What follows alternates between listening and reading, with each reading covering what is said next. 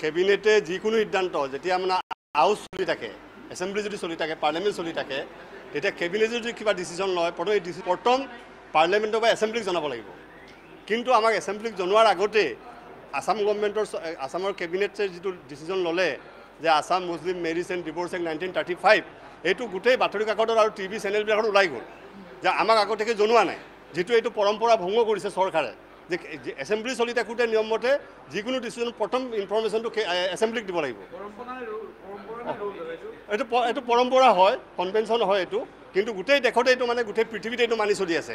House নচলিলে বেলেগ কথা, পাৰ্লিয়ামেণ্ট নচলিলে বেলেগ কথা, এছেম্বলি নচলিলে বেলেগ কথা, কিন্তু এছেম্বলি চলি থাকোঁতে কেবিনেট জোনটোক তেওঁলোকৰ গভৰ্ণমেণ্টৰ স্প'ক পাৰ্চনে কেনেকৈ প্ৰেছত ক'ব পাৰে, আৰু গোটেই অল ইণ্ডিয়া চেনেলবিলাকত এইটো অলৰেডি ওলাই গৈছে।